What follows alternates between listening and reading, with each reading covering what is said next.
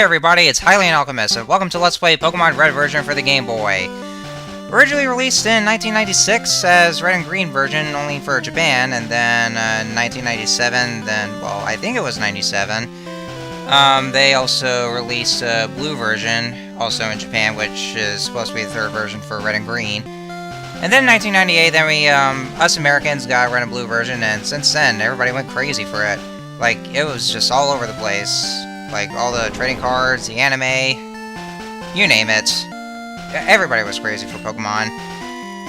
So, I figure that, you know, Pokemon, well, the franchise has reached 20 years? Yeah, it's been like, just about 20 years since the franchise started. Well, in Japan at least, but...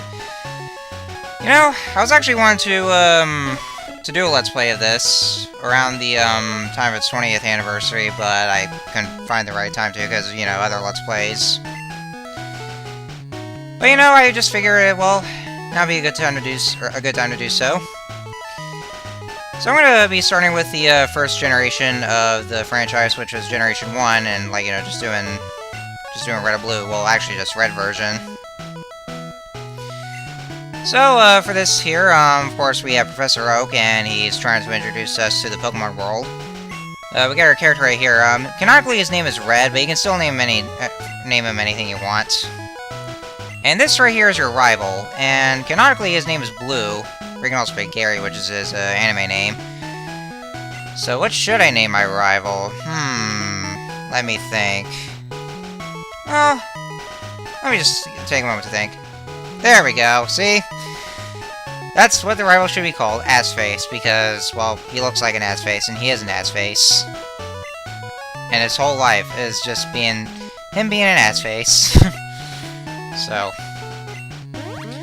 And yeah, I named my character Tyler because, well, that is my real name, actually. Yeah, my real name is Tyler. Well, I mean, I think that's what my channel description said, that's what my name was, but I guess you guys probably didn't see it, but oh well. So first thing we're going to do is we're going to take out this potion.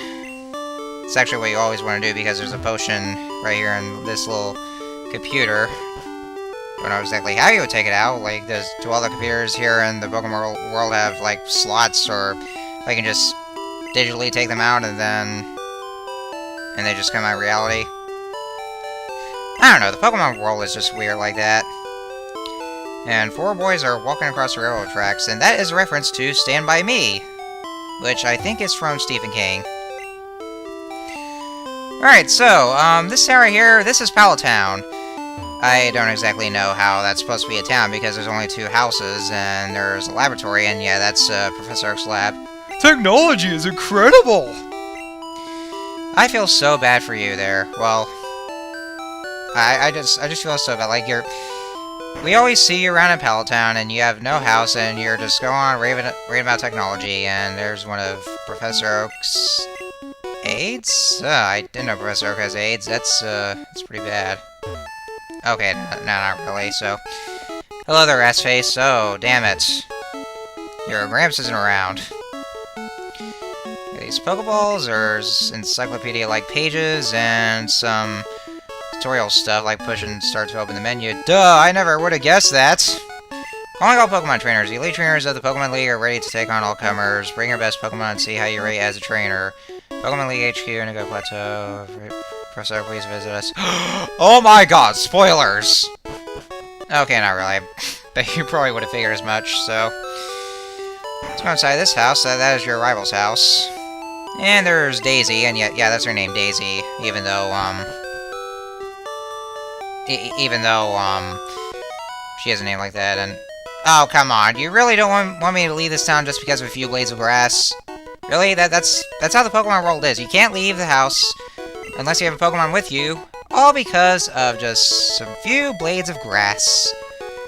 Filled with probably a bird or an annoying rat, or anything, well... I mean, just why? And you're just gonna bring me a fire-breathing lizard, while I would just have to deal with a bird and a rat.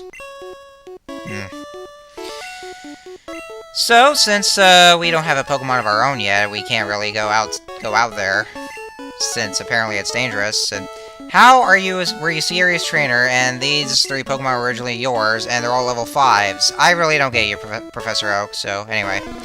So you have 3 choices here. This is Charmander, obvious for top places, this is actually the one Pokemon that pretty much everybody picked on their first playthrough, because, well, Charmander and its final evolution. This is Squirtle. As far as the difficulty goes, I guess it kind of depends on, like, what kind of starter you pick. This last one right here is Bulbasaur, and that would be the one that no one ever picked, because I guess nobody even seemed to love Bulbasaur. And so, because of that, I'm gonna go for Bulbasaur.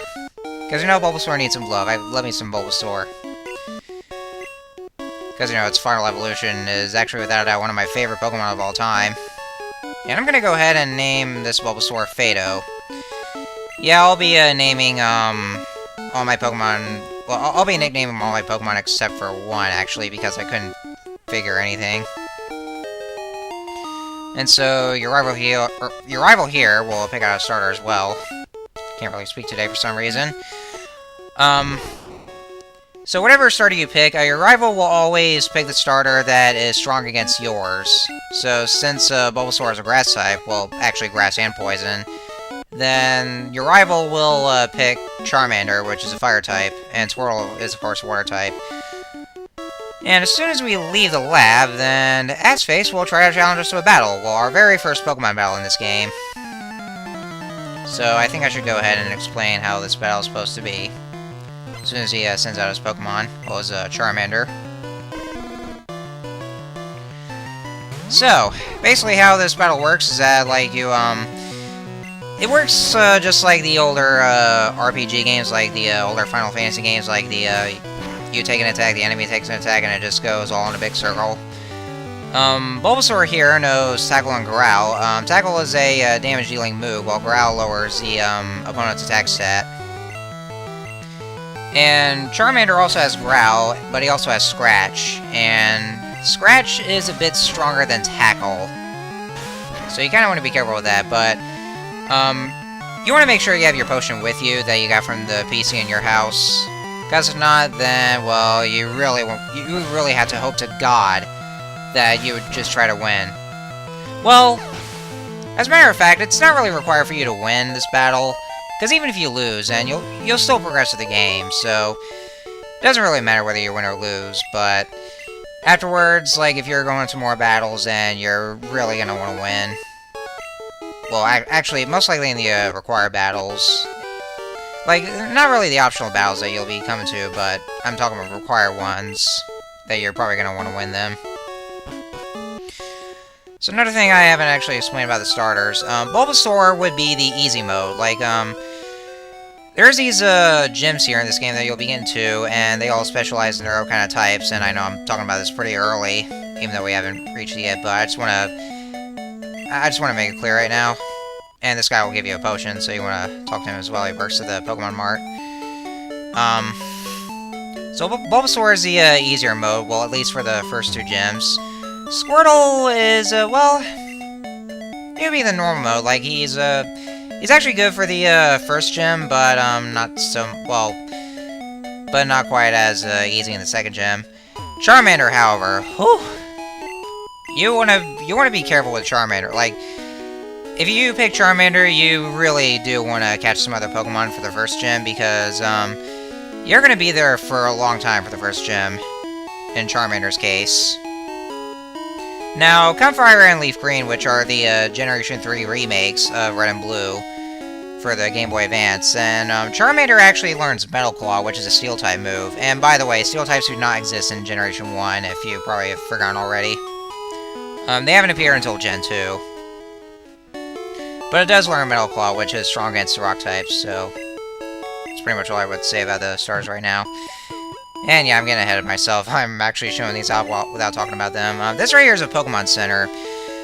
And to those of you who, well, I'm actually talking to those who don't know Pokemon in life. Pokemon Centers, they're very useful. Like, if you talk to Nurse Joy there, then she'll actually heal your Pokemon. And it's all for free, so, see, there you go, free healthcare. So yeah, you do want to go to those Pokemon Centers, like, like, whenever, if absolutely necessary, like, if your Pokemon are running low on health, or they need more, Power Points or PP, well, there's HP and PP, like in, you know, in the, typical RPG games. So, if your Pokemon are in those conditions, then definitely want to go to the Pokemon Center. And this right here is a Pokemon Mart.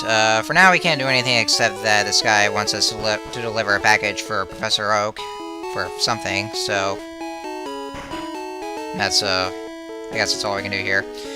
And there's a trainer school.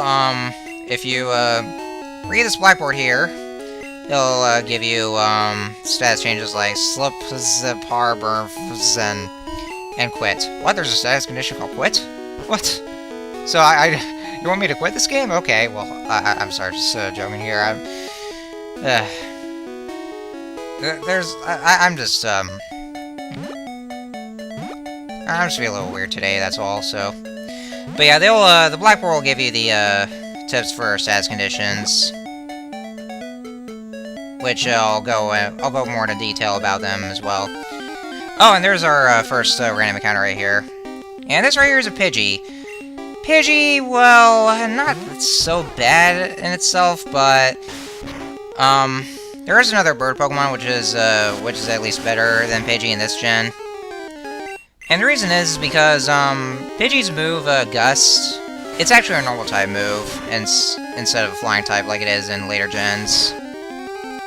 So, for starters, like, if you're, for the beginning of the game, well, at least in this generation, then I probably wouldn't recommend Pidgey.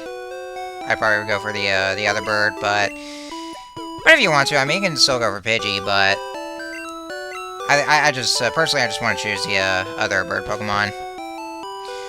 So, I didn't go on to explain about the, in the routes that you'll be going to, there's, like, about those, blades of grass that I kind of ran about, which, of course, makes no kind of sense here, so, by going to the tall grass, then you'll begin these, random, encounters with a wild Pokemon, which you can actually either battle, or you can catch them, but we don't have some sort of a device that lets you do that. And they do appear quite randomly, so, yeah, all the routes, in the Pokemon world pretty much have the tall grass, so that's, something you probably know, if you don't know much about Pokemon. So anyway, yeah, I keep on going on and on, even though we're kind of, I'm already just a little bit far into this game. So now Professor Oak just gave us a Pokédex, and what that does, well, he just actually explained it himself, but you can actually see the data on the Pokemon that you caught. I mean, for Pokemon that you've seen but haven't exactly caught, then they're still registered, but you won't be able to get full info on the Pokemon unless you catch them. So for right now, I only have info on Bulbasaur. And you can see Charmander right there, which is registered as Pokemon I've seen, but I can't see the info because I don't have Charmander.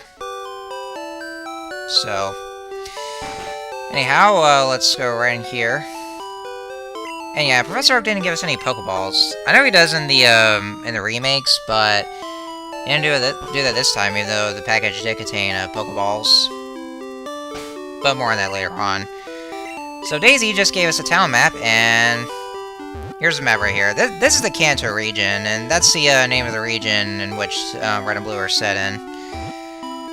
And so where we need to go first is that, well, we actually, well, there was a Viridian City that we went through, but we'll explore more in this in that town, or in that city actually. But we really want to go to Pewter City because you know, the aforementioned gym that I was talking about. That's where the that's where we need to go in Pewter City. So, anyways, I think that'll about do it for right now. I'll just go ahead and leave it here. Yeah, I was trying to go through all this tutorial talk, but I just kept playing the game pretty fast, so I do apologize for that. That's how I usually am when it comes to first episodes of Let's Plays. Just, like, with all this tutorial talk. But I just kept going so far into the game, so I'm sorry about that, so.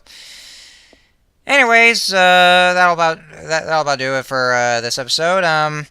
Next time we will be going to Viridian City and making our way through the routes to Pewter City. And we will see what awaits us there. So until then, see you all later.